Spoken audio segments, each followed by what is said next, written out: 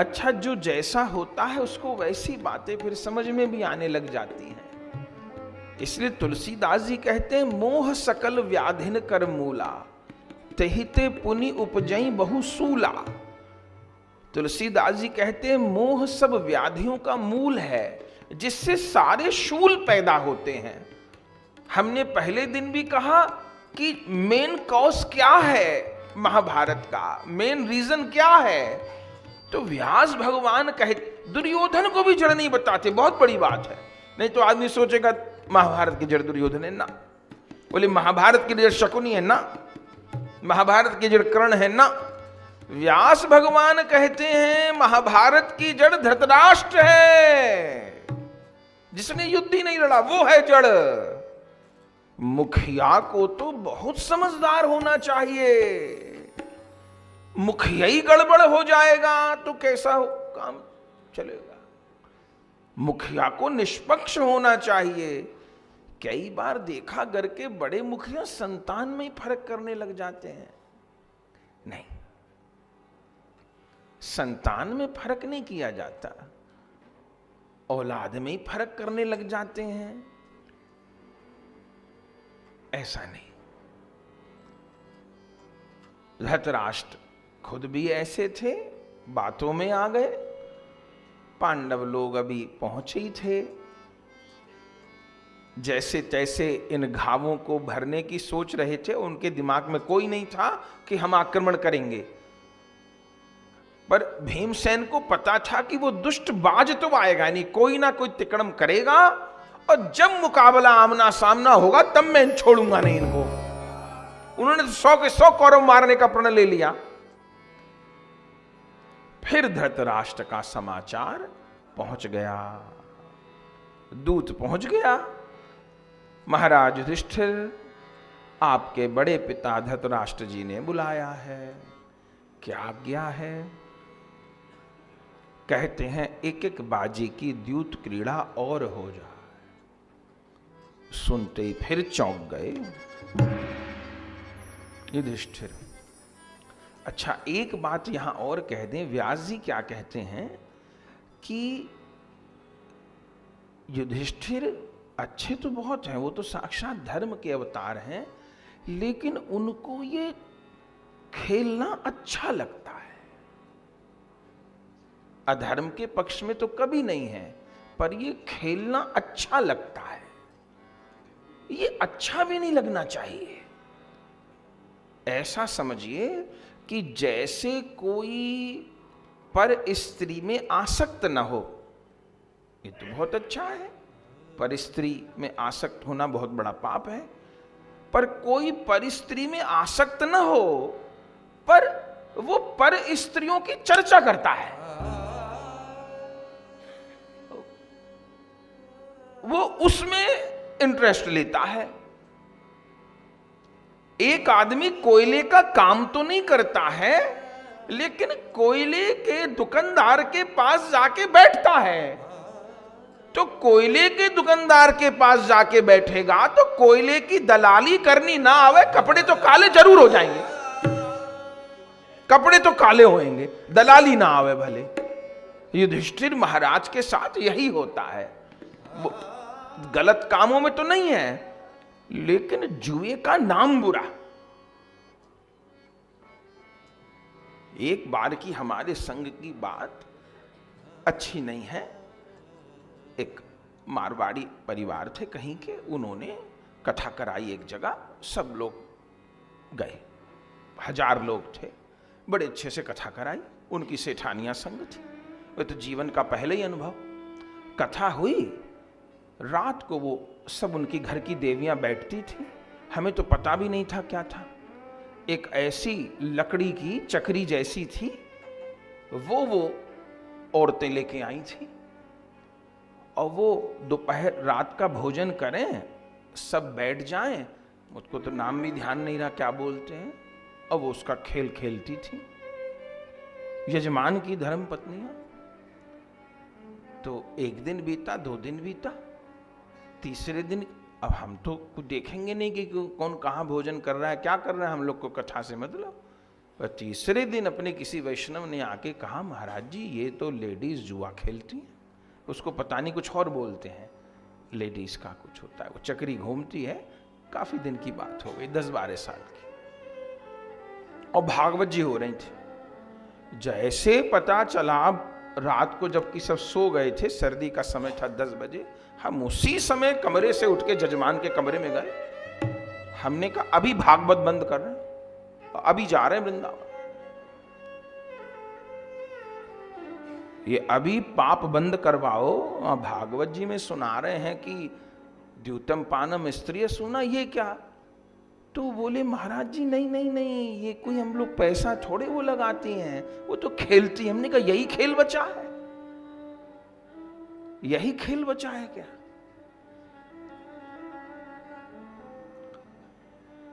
यहां पर हम लोग कागज के मुर्गे बना के रख दें तो अच्छे लगेंगे क्या? नहीं लगेंगे। गैया का चित्र लगाए तो सुंदर है, हम यहां कागज के मुर्गे रख दे बना बना के तो अच्छे। नाम भी बुरा, खेल भी बुरा। उन्होंने समझाने की कोशिश की, अपना अपना झोली झंडा उठा लिया। हमने कहा अभी बीच में अनुष्ठान छोड़ के जा रहे, अपना मूल पाठ वृंदावन कर लेंगे। तब फिर वो लोग क्षमा मांगे, अपनी घर की स्त्रियों को भी उन्होंने डांटा और वो बंद हुआ। ये सत्य हमारे साथ बीती हुई चीज है।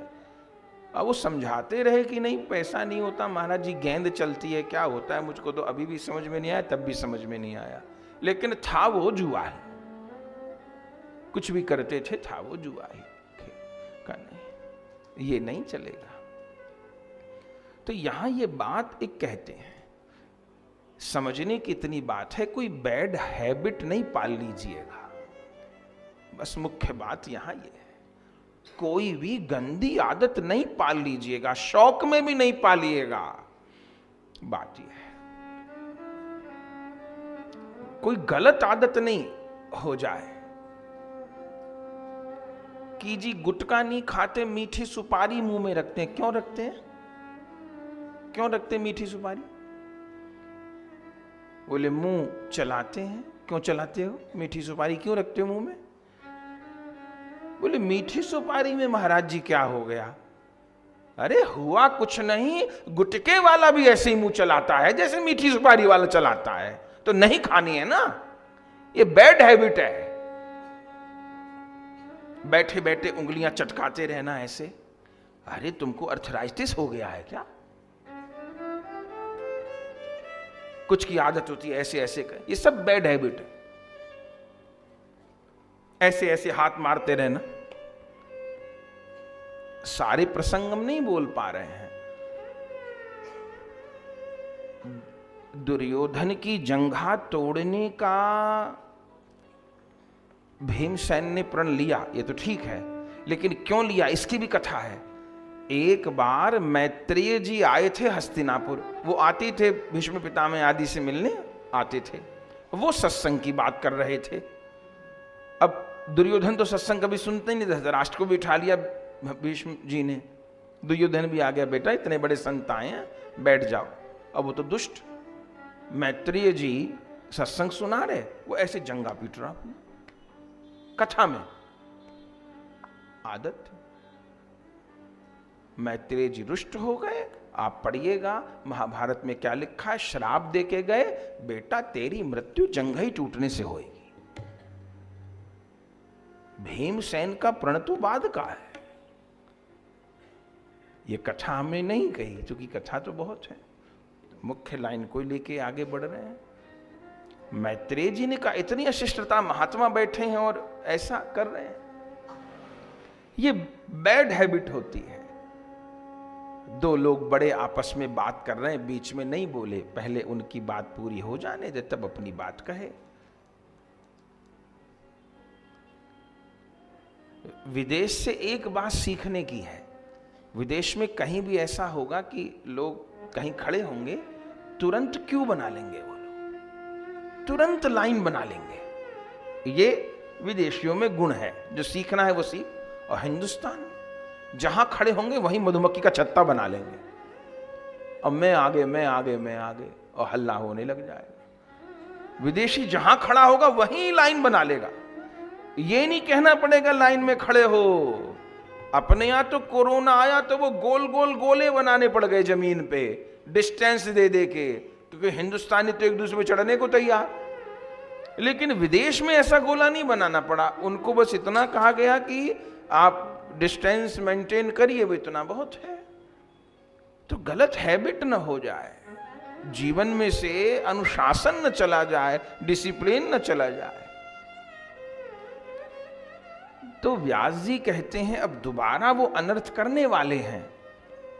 वो कहते हैं युधिष्ठिर को अच्छा लगता था खेलना, इतनी चोट लगने के बाद भी, इतनी बड़ी चोट लगने के बाद भी। अब सारी बात उस दूत ने जाके बता दी। फिर पांचों पांडव बैठे, फिर देवी द्रौपदी बैठी। कहा पिताजी बुला रहे हैं। किस लिए बुला रहे हैं? कहते हैं एक एक बाजी का खेल और हो जाए। सारे पांडव चौंक गए। बस पांडवों में बात यह है कि वो अपने बड़े भाई के आगे एकदम नतमस्तक हैं। उनके यहां युधिष्ठिर जो निर्णय ले लेते हैं वो ले लेते हैं। इसका लाभ भी बहुत होता है पांडवों को, लेकिन कहीं कहीं हानि भी होती है। बात यह है, बड़ा सूक्ष्म विश्लेषण है, वो विरोध नहीं करते। बात बड़ी है, पर संक्षेप में इतना ही है कि बातचीत चली, पर फिर पांचों पांडव देवी द्रौपदी के साथ पहुंच गए। अरे राम, जिस सभा में इतना बड़ा कांड हुआ वहीं पहुंच गए।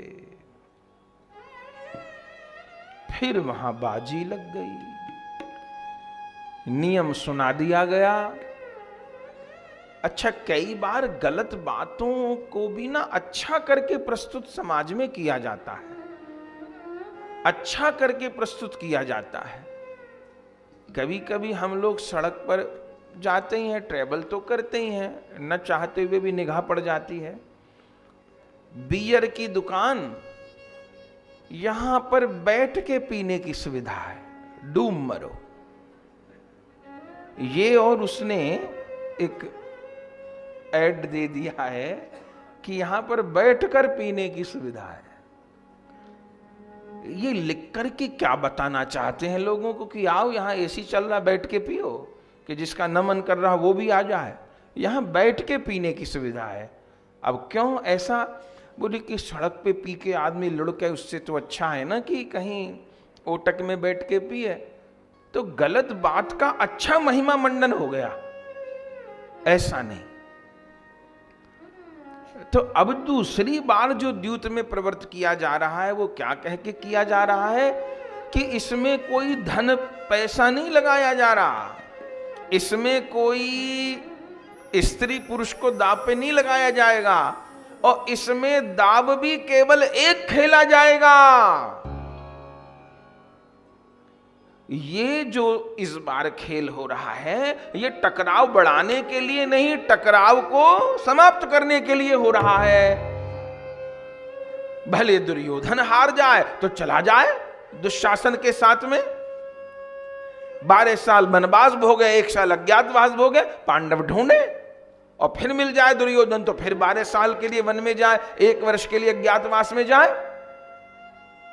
लेकिन पांडव हार जाए तो वो 12 साल वन में जाए, 1 वर्ष के अज्ञातवास में जाए, और अज्ञातवास में पांचों में से कोई एक पहचान लिया जाए तो फिर दोबारा 12 वर्ष के वनवास, 1 वर्ष के अज्ञातवास में जाए। इतना महिमा मंडन किया। युधिष्ठिर बातों में आ गए। बस कमी युधिष्ठिर जी की यह है कि उनको ये नहीं मानना चाहिए था। बड़े ने कह दिया, बड़े ने कह दिया, ऐसा नहीं बात होगी। फिर पासा फेंका गया और आप जानते हैं इस बार फिर पांडव हार गए। अरे राम, हाहाकार सभा में हो गई। सब जोर जोर रोने लगे, धिक्कार है, धिक्कार है, धिक्कार है, इस जुए को धिक्कार है, इस दूत को धिक्कार है। पांचों पांडव और देवी द्रौपदी, वनवास का नियम था कि अब राजा के वेश में नहीं रह सकते, अब वनवासी के वेश में रहेंगे, जैसे श्री राम वनवासी के वेश में गए थे। अब द्रौपदी राजाज्ञी के, रानी के वेश में नहीं रह सकती, जैसे सीता जी वनवासिन के वेश में रहीं। ऐसे पांचों पांडवों ने वल्कल धारण कर लिया, पर शस्त्र साथ में रहे। देवी द्रौपदी ने भी गेरुआ वस्त्र धारण कर लिया, पांव में पादुका भी नहीं रही, और फिर पांचों देवी द्रौपदी के साथ में निकल पड़े। सारा हस्तिनापुर रो रहा है, कोई धर्मराज को ही कुछ कुछ कह रहा है, कोई धृतराष्ट्र को, कोई दुर्योधन की कपट चाल बता रहा है, कोई शकुनी की। चले जा रहे हैं, चले जा रहे हैं। अब इतनी बड़ी विपत्ति फिर आ गई सिर पे, और पूरा वर्णन है जिस समय चले हैं पांडव लोग, जब द्यूत खेलने के लिए दोबारा चले तो कितने अपशकुन हुए, लेकिन इस तरफ ध्यान ही नहीं देते। चले हैं, लेकिन अब ये तो सुन लिया कि क्या कमी है, लेकिन फिर भी पांडव भगवान के सबसे प्रिय भक्त हैं। गलतियां तो बहुत हो गईं, लेकिन फिर भी प्रिय भक्त हैं। क्यों? जा रहे हैं, सब कुछ फिर से छूट गया, लेकिन भगवान का आश्रय नहीं छूटा। ये सबसे बड़ी उपलब्धि है। देवी कुंती को पता चला है, देवी कुंती भी चलने को तैयार हो गईं। तब युधिष्ठिर ने कहा, मां आपको लेके नहीं जाएंगे। लाक्षागृह के समय तो कितना भटकी हो, अब तो इतने दिन बीत गए, तो मैं अपने बच्चों के बिना कहाँ रहूं? जहां मेरे बच्चे भटकेंगे वहां मैं भी भटकूंगी। तब युधिष्ठिर कहते हैं, मां तुम विदुर चाचा जी के घर पर रहो। तब 13 साल कुंती विदुर जी के घर पर रही। इस बार कुंती नहीं गई हैं, उस बार गई हैं लाक्षागृह, इस बार नहीं गई हैं। कुंती जी को विदुर जी के यहां छोड़ा और छहों चले हैं। लेकिन पांडव लोग, बस बड़ाई पांडवों की ये है कि कुछ प्रारब्ध मानिए, कुछ भूल मानिए, लेकिन भगवान का आश्रय उनका बहुत प्रबल है। इसलिए महाभारत बिल्कुल दैनिक जीवन की ही कथा है। भूल नहीं करनी चाहिए, पर फिर भी भूल हो जाती है, गलती हो जाती है, तो प्रभु का आश्रय नहीं छोड़िए, प्रभु का नाम मत छोड़िए। बस मुख्य बात यही है, गोविंद का नाम ही विपत्ति से उबार लेगा, ठाकुर का आश्रय ही विपत्ति से उबार लेगा। अब एक बड़ा सुंदर प्रसंग यहां लिखा है महाभारत में। जब चले तो पांचों पांडव हैं और देवी द्रौपदी हैं। उसी समय जो पुरोहित हैं पांडवों के, धौम्य उनका नाम है, वो भी पांडवों के संग संग हो लिए। वो हो लिए, उनके संग के और ब्राह्मण हो लिए। जब और आगे निकले, इंद्रप्रस्थ होते हुए ही गए। अब तो चूंकि बड़े ब्राह्मण भक्त हैं युधिष्ठिर महाराज, तो सब ब्राह्मणों की सेवा करते ही रहते थे, दान दक्षिणा करते ही रहते थे। जो कथा व्यास ब्राह्मण थे वे भी उनके यहाँ लगातार आते ही रहते थे। कथा बड़ी सुनते थे पांडव लोग, राम कथा सुनते, कभी नरसिंह भगवान का चरित्र, कभी वामन भगवान का चरित्र, खूब कथाओं के प्रेमी थे। एक बड़ी सुंदर एक बात है कि वो सारे कथा व्यास, वे सारे अनुष्ठान करने वाले ब्राह्मण या जिनकी वृत्ति बांध रखी थी, ब्राह्मणों की वृत्ति बांध रखी थी, माने किसी ब्राह्मण के यहाँ कर्म कांड नहीं है, वो केवल अग्निहोत्री ब्राह्मण है, तो उनकी व्यवस्था युधिष्ठिर करते थे। उनकी वृत्ति माने मासिक तनख्वाह बांध रखी थी, वो सब भी हो लिए। अब युधिष्ठिर महाराज को बड़ा संकोच हो, लिखा है 10,000 ब्राह्मण साथ हो लिए।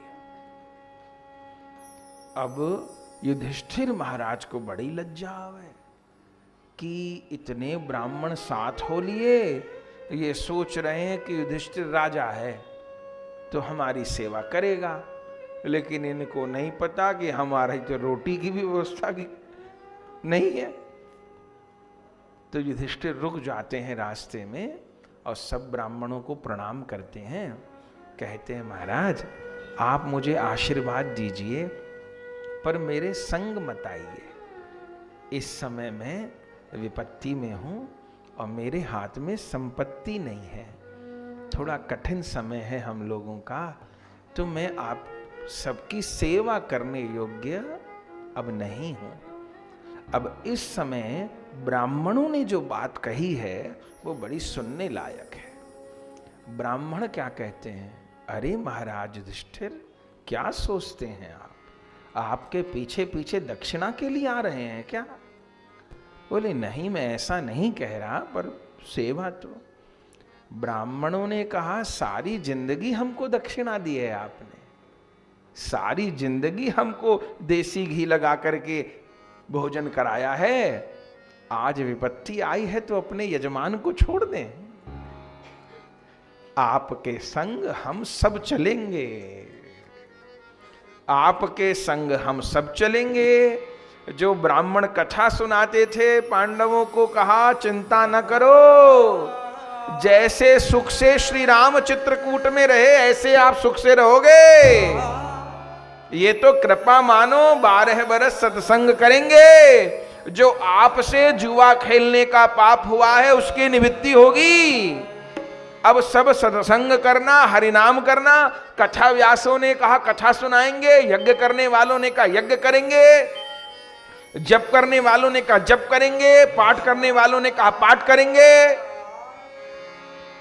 युधिष्ठिर महाराज ने कहा कि आप करेंगे पर मैं कुछ करने लायक नहीं हूं, तो मैं जजमान ही बनने लायक नहीं, जब मैं किसी को दक्षिणा ही नहीं दे सकता।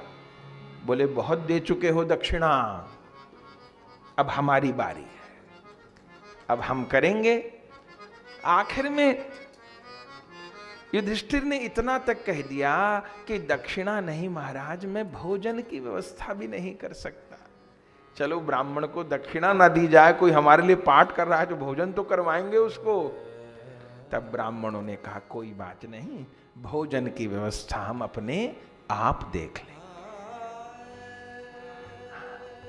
अब ये बात बताई जाए तो अभी जो जाति का बंटवारा करके लड़वाते हैं कि ये ब्राह्मण वोट, ये क्षत्रिय की वोट, ये फलाने की वोट, पढ़िए ना महाभारत, सब एक हो गए संकट के समय में।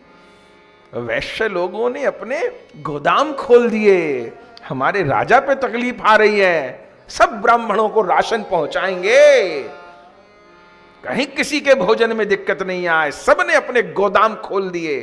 व्यापार तो सबके बढ़िया थे, युधिष्ठिर महाराज के राज में हम साथ देंगे, हमारे राजा पे तकलीफ आई है। तो 10,000 ब्राह्मण चलते चलते चलते चलते द्वैत वन में आकर के युधिष्ठिर बैठ गए हैं। और उस समय ब्राह्मणों ने भी दूर दूर अपने अनुसार अपनी कुटिया, अपनी व्यवस्थाएं कर ली हैं, कंदमूल फल की व्यवस्था। वैश्य लोग राशन पहुंचा देते हैं तो उससे अपना बना लेते हैं, लेकिन कोई भी युधिष्ठिर महाराज से कुछ भी नहीं लेता। ये एक बड़ी बात है, वो देने की स्थिति में भी नहीं है और कहते भी नहीं, ना कोई रुपया लेते हैं, ना भोजन की व्यवस्था करते हैं, लेकिन पूरे दिन महाराज युधिष्ठिर के साथ ही रहते हैं, कथा सुनाते हैं, यज्ञ करवाते हैं, पाठ करते हैं। पाठ किसके लिए कर रहे हैं? हमारे राजा को फिर से राज्य प्राप्त हो जाए। युधिष्ठिर के भाग्य में जो भी दोष है, देखिए निर्धन व्यक्ति जो होता है वो अपने भाग्य के दोष के कारण होता है, ये बात समझिएगा। निर्धन यदि व्यक्ति आर्थिक संकट उसको आता है तो भाग्य के दोष के कारण आता है। ये है। तो अब क्या करें? ऐसा भी मत मानिएगा कि आदमी कुछ कर नहीं सकता है, बहुत कुछ कर सकता है आदमी। गोपाल सहस्त्र नाम का अनुष्ठान करिए। फलश्रुति में लिखा है कि विदेश में भी पैसा गया है तो लौट आएगा। और अधिक आप विष्णु सहस्त्र नाम का प्रतिदिन एक पाठ करिए। हुए हैं विष्णु सहस्त्र नाम के पाठ। एक श्री सूक्त करके लक्ष्मी जी का बड़ा अच्छा पाठ है। आर्थिक समस्या से जूझ रहे हैं तो ये अनुष्ठान करिए। ये हम टौने टोट के नहीं बता रहे, ये तो शास्त्र की व्यवस्था है जो पूर्वजों ने की है, वो करिए, कोई समस्या नहीं। शरीर के स्वास्थ्य को लेके बहुत दिक्कत में हैं आप, नारायण कवच का अनुष्ठान करिए, खुद ही पाठ कर लीजिए नारायण कवच का। और नहीं कर पा रहे तो ब्राह्मण से करा लीजिए। 11,000 पाठ यदि आप कर पाए या ब्राह्मण से करवा पाए तो आप समझिए कि शरीर के ऊपर बुलेट प्रूफ जैकेट पहन ली। भागवत जी का पाठ है, कोई भी बाजारू चीज नहीं बता रहे आपको। सहस्त्र नाम करिए, सहस्त्र नाम से यज्ञ करिए। कोई बहुत भारी मुकदमे में केस में फंसे हुए हैं, सप्तशती का अनुष्ठान कर लीजिए, ब्राह्मण से शतचंडी करवा लीजिए, और धन की व्यवस्था है तो और ज्यादा करा लीजिए।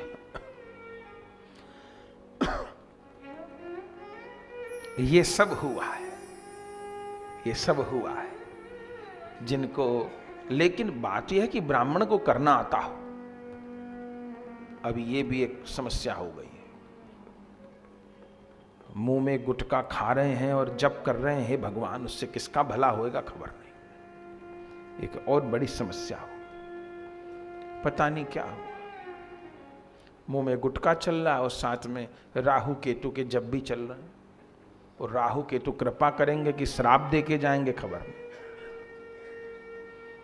जजमान वेंटिलेटर पे है, उसके लिए महामृत्युंजय चल रहा है, अब मैं गुटखा भी खा रहे हैं, महामृत्युंजय भी कर रहे हैं। भोले बाबा त्रिशूल ही फेंक के मारेंगे, कोई न बचाने वाला। ऐसे थोड़ी है। तो अनुष्ठान का मजाक नहीं बनावे तो। लेकिन सब यहां कर रहे हैं।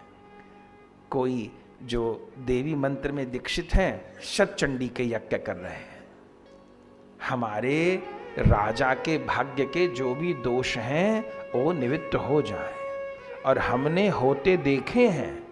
इसलिए गोस्वामी तुलसीदास जी कहते हैं, मेटत कठिन कुअंक भाल के, राम नाम मनि विषय व्याल के, मेटत कठिन कुअंक भाल के।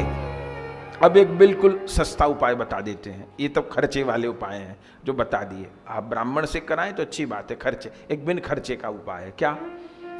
स्त्री करो, पुरुष करो, बच्चा करो, बूढ़ा करो, बेसमझ करो, समझदार करो। ये जो चौपाई अभी बोली ना, राम नाम मनि विषय व्याल के, मेटत कठिन कुअंक भाल के, इस चौपाई से रामचरितमानस के 9 पारायण कर लीजिए। माने कोई भाग्य में कुछ ऐसी चीज अटकी है कि वो छूटी नहीं रही, कोई इतना बड़ा अवरोध हटका हुआ है कि समाधान ही नहीं हो रहा। आपने जितने घोड़े खोलने थे खोल लिए आपने, ठीक। 9 पारायण कर लीजिए।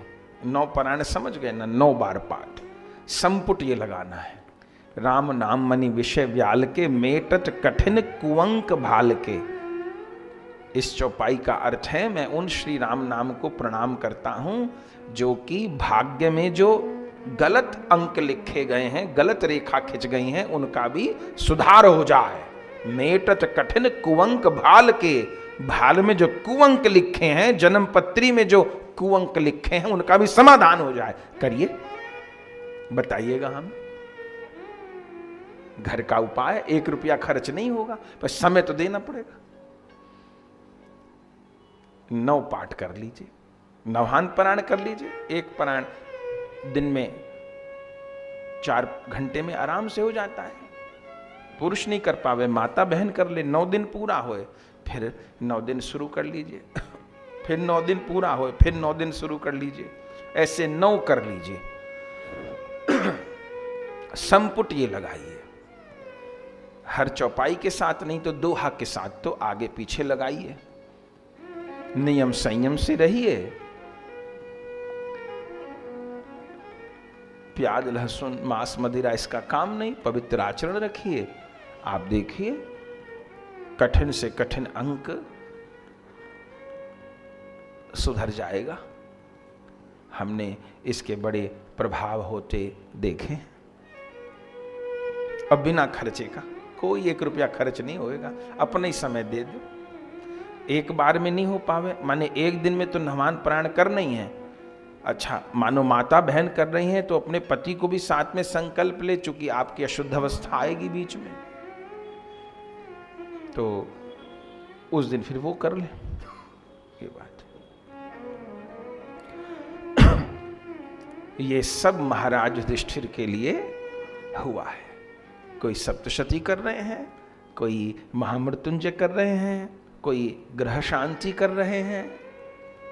और लक्ष्य क्या है? लक्ष्य ये है कि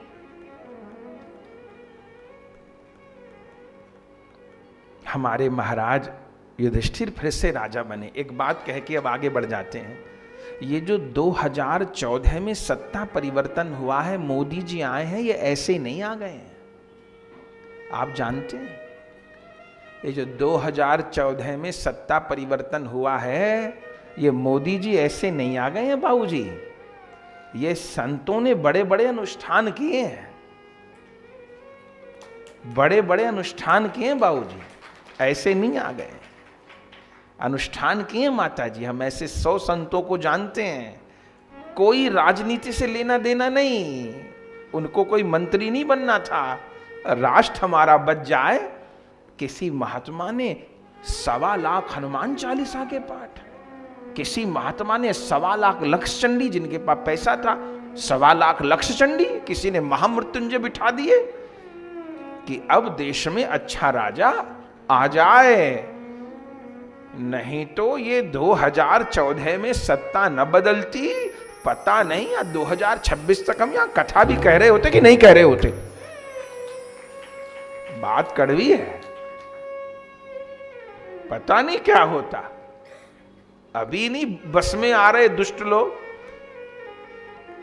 योगी जी जैसे के आगे भी उद्दंडता कर देते हैं। योगी जी ना होते तो खा जाते अभी तक। तो संतों के पाठ हैं, सबने पाठ किए। हम लोग मध्य प्रदेश में शहडोल एक जगह है, वहां पर कथा कहने जाते हैं। वहां के संत हैं, हमको लगता है कि 110 साल के होंगे, अभी भी हैं। उनको हमने एक बार राम कथा भी सुनाई, एक बार मायरा भी सुनाया, 3-4 बार उनको कथा सुनाई। खुद इतने बुजुर्ग महात्मा तुलसीदास जी का दर्शन उनको हो गया। प्रतिदिन 108 पाठ किए कि मोदी जी प्रधानमंत्री बन जाए। क्या जरूरत थी? कोई नाम भी नहीं जानता उनका। 110 साल के महात्मा, उनको मंत्री बनना था। पर भैया इस भारत भूमि से तो प्रेम करते हैं ना। हमारा राष्ट्र तो हमारे सब कुछ है हमारे लिए। भूमि बचेगी तो हम भी बचेंगे, आप भी बचेंगे। ये यहां का प्रसंग है। सब ब्राह्मण लगे। अब ये महाभारत की कथा पढ़ाई जाए, सुनाई जाए तो आदमी को समझ आवे कितना ब्राह्मणों ने अपने समय पे बलिदान दिया। नहीं तो आज ऐसा पेश कर दिया ब्राह्मणों को कि ये तो बस श्राद्ध ही खाना जानते थे और कुछ जानते ही नहीं थे। ऐसा थोड़ी, सबने यज्ञ किए, पाठ किए, कथा भी सत्संग होती थी। कथा इसलिए कि मन खराब ना हो जाए, आदमी को हिम्मत नहीं हारने कभी, एक ये भी बड़ी बात है कि हिम्मत न हार जाए पांडव लोग, इसके लिए कथा होती थी, सब व्यवस्था। लेकिन जैसे भोजन का समय आता, अब दोपहर में थोड़ी देर के लिए पाठ रुकेगा, तो सब महात्मा लोग इधर उधर हो जाते, ब्राह्मण लोग। क्यों? कि युधिष्ठिर को ये न लगे कि मैं कुछ खिला नहीं पा रहा। तो सब तो चले जाते थे, और फिर जो पांडव थे वो कंदमूल फल ले आते थे। लेकिन जिस समय भोजन करने बैठते महाराज युधिष्ठिर, तब रोने लग जाते। वे रोने लग जाते तो बाकी भाई भी आंखों में आंसू ले आते। बोले क्या बात है? तब धर्मराज कहते कि मुझे द्यूत में हारने से दुख नहीं लगा, द्रौपदी का अपमान हो रहा था मुझे, तब भी उतना दुख नहीं लगा, पर आज मैं किसी साधु को एक रोटी नहीं दे पा रहा, इसका मुझे बड़ा कष्ट हो रहा है कि मेरे दरवाजे से जो मेरे संग ब्राह्मण, उनको भोजन भी मैं नहीं कर पा रहा। बड़ी दुख की बात है। उसी समय धौम्य ऋषि आ गए। अरे धर्मराज की आंख में आंसू? बोले महाराज समस्या ऐसी है। अरे तो हिम्मत क्यों हारते हो, हमसे पूछो ना। बोले महाराज क्या पूछूं, मैं तो कुछ पूछने लायक ही नहीं हूं। आप लोग तो इतने अनुष्ठान कर रहे हैं, जब भाग के मेरे कुअंक दूर होंगे तब दूर होंगे, पर अभी तो कुछ स्थिति में नहीं हूं। धौम्य ऋषि ने कहा आप तपस्या करो। किसकी तपस्या करूं? सूर्य भगवान की। सूर्य नारायण प्रत्यक्ष देवता हैं, सूर्य भगवान जरूर प्रकट होंगे, आप तप करोगे तब उनसे कह देना, वो व्यवस्था कर देंगे। उसी समय युधिष्ठिर महाराज सूर्य भगवान के तप में बैठ गए। बड़ा सुंदर वर्णन है। सूर्य भगवान को सब लोग जल दीजिए, अपने बच्चों से भी दिलवाइए, सब लोग सूर्य भगवान को प्रतिदिन प्रणाम करिए। जो उगते सूर्य हैं, उगते सूर्य, सूर्य की जो प्रथम किरण है, उसमें आप 15 मिनट बैठने का अभ्यास बनाइए। शरीर पर जितने कपड़े हल्के हो सकते हैं हल्का कर लीजिए। माता बहन को भी यदि ओटक है तो थोड़ा माने सीधी रेस शरीर पर आए, पुरुष लोग के साथ दिक्कत ही नहीं है। ऊपर के वस्त्र निकाल लीजिए। वो जो पहला प्रकाश है सूर्य भगवान का, वो जो सूर्य भगवान का जो पहली किरण है, वो आरोग्यदायक है, वो ऐश्वर्यदायक है। प्रतिदिन नई ऊर्जा लेके सूर्य उदय होते हैं, वो आरोग्यदायक हैं। वो हर प्रकार के जीव के भीतर जो नकारात्मक ऊर्जा है उसको नष्ट करने वाली हैं। वो जीवन में तेज को बढ़ाने वाली हैं, वो मेधा को बढ़ाने वाली हैं। पूरे दिन धूप में बैठे ना बैठे वो आपकी राजी। यहां तो धूप में नहीं बैठते, पर सर्दी होती है तो वहां वो लोग बहुत बैठते हैं। लेकिन मुख्य बात है सवेरे की धूप, पहली धूप जो आती है, 1 घंटा भी नहीं, आधा घंटा भी नहीं, तो 15 मिनट सूर्य की तरफ मुंह करके, और ऐसे मुंह से भी लंबी लंबी सांस लीजिए, नाक से भी सांस लीजिए, ऐसा लीजिए जैसे आप भोजन कर रहे हैं सूर्य की धूप का। ऐसे ग्रहण करिए, आप देखेंगे शरीर में कैसी दिव्य चेतना आएगी, दिव्य तेज आएगा। आप देखेंगे आप कभी निराश उदास ही नहीं होंगे, एकदम आप ऊर्जावान होंगे। सूर्य भगवान को सबको प्रणाम करना चाहिए। सूर्य प्रत्यक्ष नारायण है, भगवान के नेत्र हैं। सूर्य के रूप में भगवान ही दर्शन कर देते हैं, यही तो हमारा सनातन धर्म है। युधिष्ठिर महाराज बैठ गए सूर्य की उपासना करने, इस अध्याय में आप चाहें तो सूर्य भगवान के नामों का वर्णन है, तो उन सब नामों से नमन हमा लगा करके स्तुति की है। बड़ा अच्छा सूर्य भगवान का स्तोत्र है। एक चक्षु उपनिषद करके आता है, चक्षु उपनिषद, जिसको आंखों की प्रॉब्लम है, नेत्र ज्योति घट जाती है और बहुत प्रकार के नेत्रों के रोग होते हैं, तो उसमें भी चक्षु उपनिषद बहुत काम करता है, वो कर सकते हैं। सूर्य भगवान के जल में थोड़ा गुड़ डाल लीजिए और सूर्य भगवान को जल दीजिए। अपने स्थान पर ही खड़े होकर के 7 बार परिक्रमा कर सकते हैं, इतनी बार नहीं होती तो कम भी कर सकते हैं, 3 भी कर सकते हैं। ओम सूर्याय नमः कह के सूर्य भगवान को प्रणाम कर सकते हैं। प्रयास करिए जल का छींटा पांव पे नहीं आए, फिर भी एक आधा छींटा गिर गया तो कोई आफत नहीं होगी। प्रयास करिए पात्र में गिर जाए, फिर उसको कहीं पौधे में छोड़ दीजिए, पर सूर्य भगवान को प्रणाम करिए। या ऐसा कर लीजिए, सुबह यदि कोई नियम भजन करते हैं तो वो वहां बैठ के कर लीजिए, अपना आसन चेयर जिस पे बैठते हैं वो वहीं बैठ जाइए, सीधा आए, बड़ा लाभ है इसका। महाराज युधिष्ठिर ने यही किया है और सूर्य भगवान साक्षात प्रकट हो गए हैं, प्रकट हो गए साहब।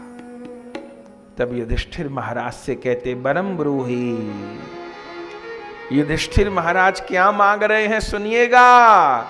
अरे सूर्य भगवान प्रकट हुए, ये मांग लेते 100 के 100 कौरवों को जला के भस्म कर दो, सूर्य भगवान तो कर देते।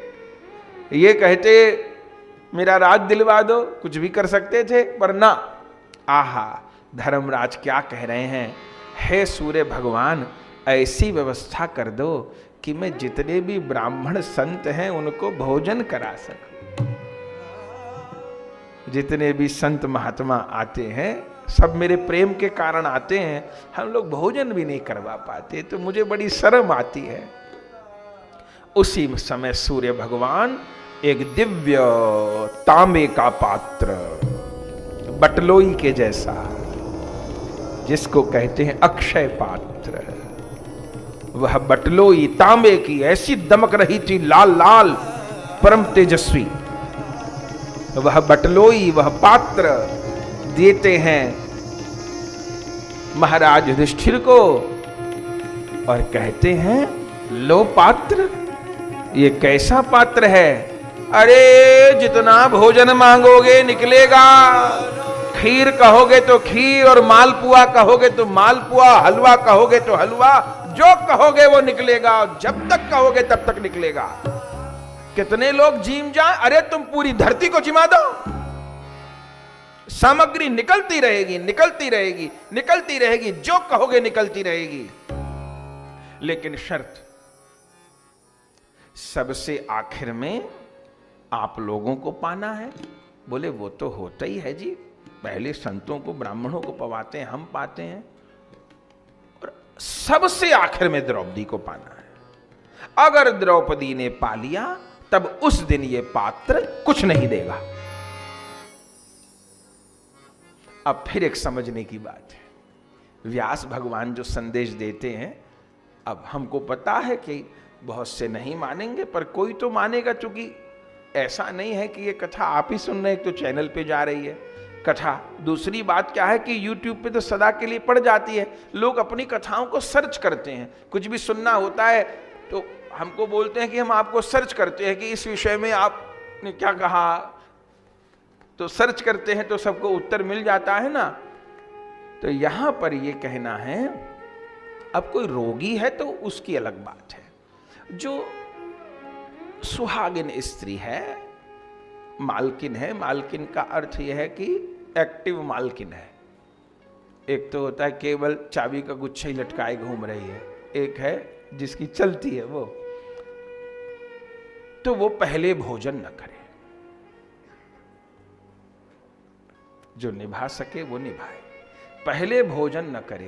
पहले भोजन से अर्थ क्या है कि जो दाल साग पूरी इत्यादि जो कुछ दोपहर की सब रसोई बनी है, तो वो प्रभु को भोग लगे और पहले पति पुत्र ये लोग पाले। सबके तो अतिथि आए तो वो पाएगा, अतिथि रोज नहीं है, तो पति पुत्र ये पाले, उसके बाद भोजन करे।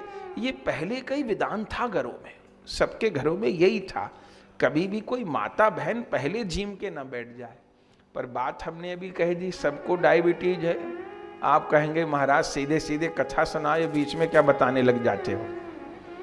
पर चक्कर है महाभारत कहने बैठे हैं, तो इसलिए आपके काम आवे तो मानिए, नहीं काम आवे तो मेरी जबरदस्ती तो नहीं कि आप मानिए। अब आप कहेंगे महाराज दोपहर 12 बज गए तो अब हम क्या ना खाएं, ना खा लीजिए। वो जो बाल भोग बना था वो ले लीजिए, माने नाश्ता। पर अभी जो नए आपने कड़ी चावल दाल भात साग जो कुछ बनाया है, वो जब तक पति पुत्र या आपके सास ससुर ये न पाए तब तक न पाइए। अगर निभा सके तो निभा लीजिएगा। देखिए, जीवन को जितना सुंदर बनाना है उतना बना लीजिए। इतना विज्ञान किसी के पास है, इतनी बातों को किसी ने कहा है, ये तक बता दिया कब किसको भोजन करना है।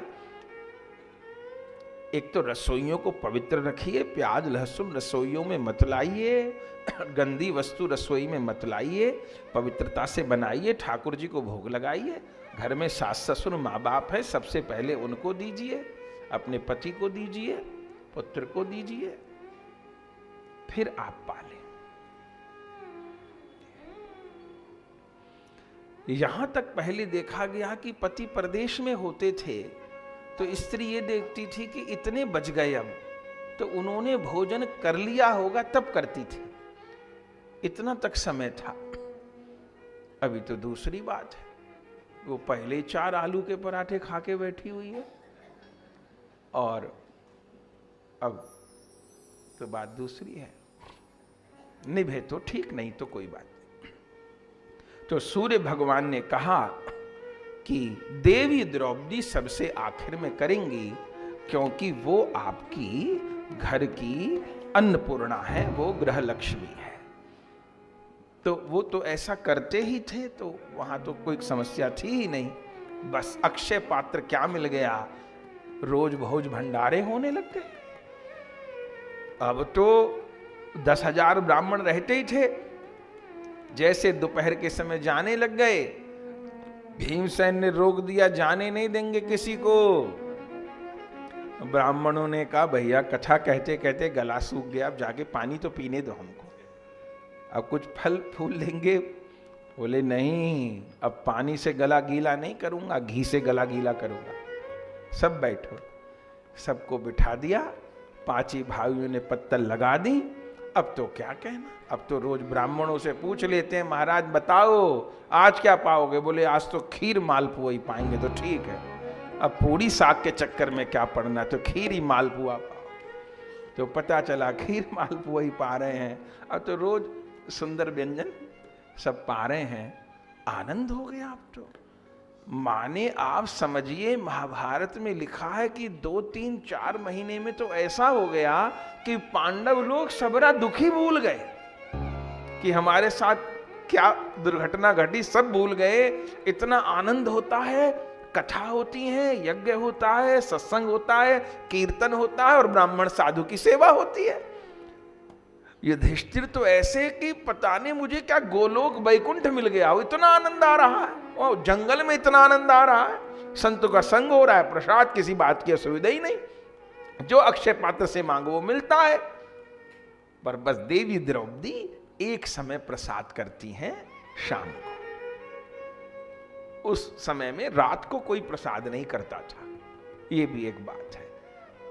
जो भोजन की व्यवस्था होती थी वो सूर्य उदय से लेकर के सूर्यास्त तक।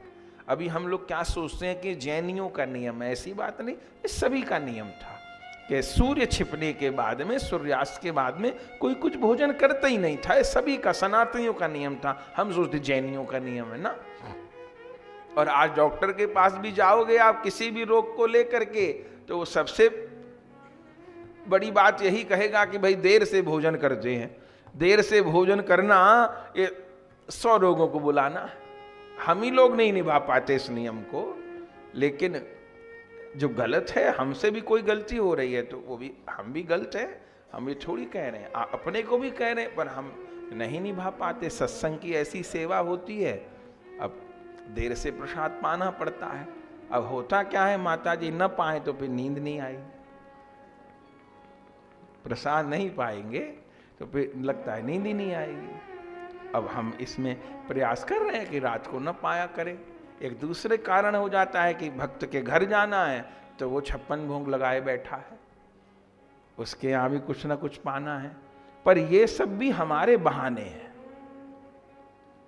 कि हमको यजमान के घर जाना है, या हमको देर हो जाती है, हमको नींद नहीं आती, ये भी हमारा बहाना है, हमारी कमजोरी है। हमको इस पे कड़ाई करनी चाहिए और सूर्यास्त के बाद में प्रसाद नहीं पाना चाहिए। ये यहां पर ये आज्ञा है। तो देवी द्रौपदी नहीं पाती है। अब तो आनंद होने लग गया।